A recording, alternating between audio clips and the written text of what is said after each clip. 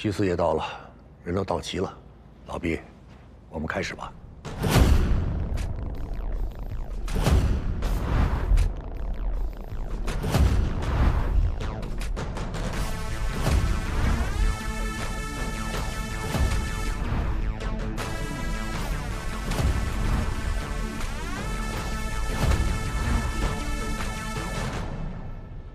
路南的老廖还没有来呢。他不会来了。昨晚西南大区一个废弃的仓库里发生了一起异能杀人案，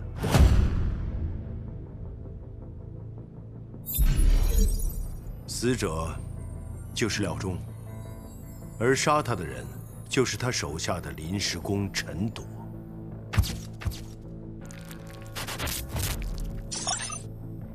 陈铎作为特派队员，违反艺人法度，危害极大。他的行为已经充分地暴露了临时工内部的巨大隐患，陈铎必须捉拿归案。其他临时工也存在风险，必须接受全面调查。这件事总部会亲自处理，把他们送进暗保，查出问题的就不要再出来了。老毕，别那么早下定论吧。找大家来的目的，不就是为了集思广益，讨论对策吗？就是因为讨论来讨论去，才讨论出今天这个不可收拾的局面。毕董，一个陈铎犯了错，也不至于要搭上6个不相关的人吧？不相关？你父亲徐翔20年前设立了这个职位，初衷是为了解决艺人界管理的棘手问题。可实际上呢，这些特派队员却个性太过突出，不受控制，行为风险极高，稍有不慎就会违反原则。而且他们的身份还都受到了严格的保密。你们为这些来路不明的人谋取了特权，难道你们还要执迷不悟吗？这些特派队员的选拔确实不拘一格，这点我承认。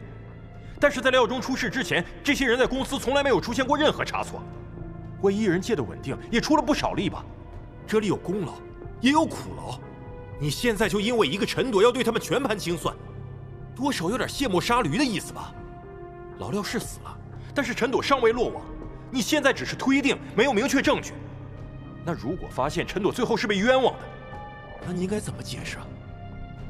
好，那我就让你们看个明白。在廖忠的身体上没有其他人留下的外伤，死因非常明确，杀死他的是一种极其特殊的毒。这种毒是以下毒者本身的气为养分，中毒者内脏会受到腐蚀，这些伤口就是廖忠体内毒发受到腐蚀所造成的。